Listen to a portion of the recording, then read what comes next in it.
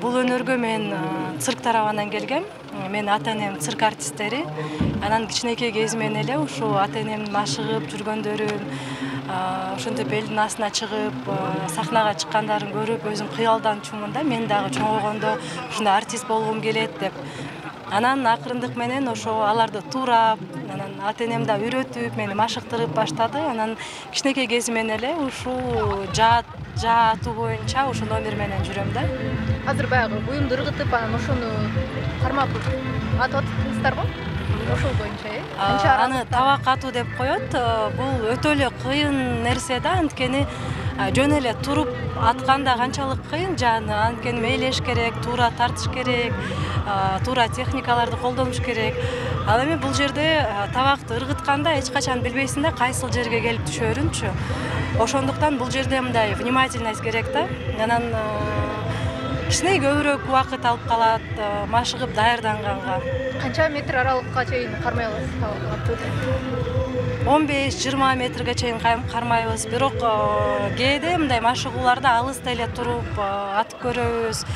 Колду ар кайсы мындай аралыктарга көндүрө беребиз да. 30 метр, 40 метр, 120га аткандар дагы бар. 140 метрге чейин аралык ушундай жаатуу бар. Ошондойго дагы көндүрөбүз акырындап.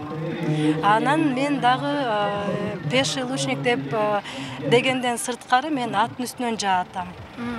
Мына буйруса 9-майда Кадам жайда дагы мелдештер өтөт, ошол жака барып мелдешке катышам. Дүйнөлүк көчмөндөр оюнуна дагы даярданып атсаңыздар керек, буйруса? Албетте, буйруса даярданып атабыз. Эми отбор болсо ошо август же сентябрга жакыныраак болот. Отбордон өткөндөр ошолор барып мелдешке катышат да. Канча жашыңыздан бери атасыз? Жаатканыма 13 жашыман баштап жаатып баштагам. Мисалы азыр ушул жаатуу деген көпчүлүк катышпайт, машыкпайт, билбейт да көпчүлүк. Бул эми биздин ата-бабаларыбыздан калган нерсе. Ошондуктан биз буну кичине болсо дагы өнүктүргөнгө аракет кылып жатабыз. Ушундай аймактарга барып, мастер-класстарды коюп, Нурнуска Кадырова эжекебиз менен биргеликте биздин менеджер, Салбурун федерациянын менеджери да. Нурнуска эже менен биргеликте ушундай аймактарга барып, анда-санда мастер-класстарды өткөрүп турабыз. Азыр өзгөндөгү окуучуларды көрдүңүз да, же буга чейин машыгып өтүп эле кандай бааладыңыз? Өзгөндөгү окуучуларды көрө элекмин. Азыр 1-2 сааттан кийин ошо окуу жайына барабыз. Буйруса ушу Өзгөн шаарында жаачылардын окуу жайы ачылып жатат, курстары. Ошол жака дагы бир мастер-класс коюп кетебиз. Анан ошондой эле Өзгөндүн жаачыларын биргеликте бир машыгууларды кылып, чогуу мастер-класстарды өткөрүп, техникалардан бөлүшүп кетебиз деген ойлор бар. Негизи эле ушул дүйнөлүк көчмөндөр оюну башталгандан бери аймактарга таралуу өнүгүү, ушул оюндун жайылуусу канчалык деңгээлде байкалды да, аябай эле. Ошондон бери жаачылар тууралуу көп эле мындай оюндар өтүп атат, катарыңар калыңдап атат дегендей, ар бир аймактан чыгып атат. Албетте, көчмөндөрдүн оюну бул Кыргызстан үчүн бир чоң нерсе болду деп ойлойм. Анткени көчмөндөрдүн оюнда биз өзүбүздүн када салттарыбызды көргөзүп кеткенге туура келип калды да. Анан мисалы чет өлкөдө өзүм көп жүрөм. Көптөгөн эл аралык фестивалдарга катышам.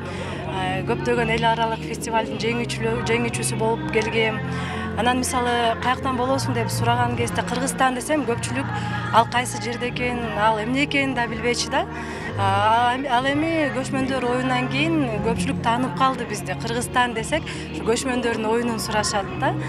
Анан ошондой эле жаңы эле айтып кеткенде өзүбүздүн када салттарыбызды көргөзүп, өзүбүздүн улуттук оюндарыбызды көргөзүп, улуттук кийимдерибизди көргөзүп кетсек болот.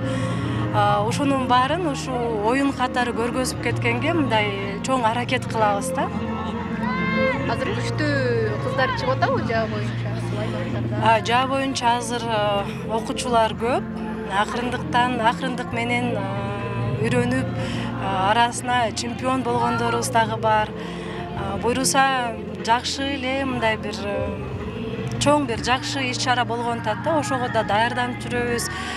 Мына жакында Турцияда дагы Фетих кубкасы болот, ал жака дагы мелдеш өтүп, биздин чемпиондор өтүштү. Буйруса мына майдын ортолоруна 25-теринде учушат Турцияга. ал жактан дагы байгелүү болот деген бир ишеним бар да. Ал эми жаштарды айтсак, жаштар өтө таланттуу бизде. Бул деген эми жаатуу кыргыздын канында бар окшойт деп ойлойм да. Анткени келип үйрөнүп баштаганда эле мындай басканы, турганы, жаны кармаганы бир өзгөчө да. Мисалы Европада башкача техникалар менен колдонушат, жаа тартканды, жаа кармаганды башка техника менен колдонушат.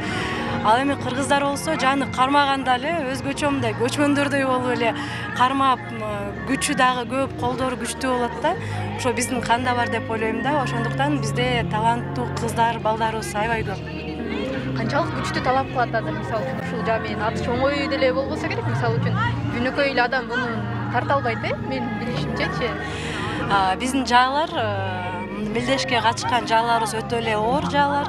Анткени мындай алыстыкка атканга ошо оор жааларды колдонобуз да. Ал эми үйрөнгөн кезде мындай жеңил жааларыбыз бар. Ошо жеңил жаалардан баштап, атайын көнүгүүлөр бар. Ошо көнүгүүлөрдү жасап, колдорду көндүрүп, кичине күчтөнтүп колдорду, анан кийин оор жааларга өтөбүз. Колдорду дагы демек күчтүү талап кылат, Аябай күчтүү кылат. Ошо колдор булчуңдар кадимкидей сезилет да, мындай чыгып, колдор тартылып, мындай күч кирет.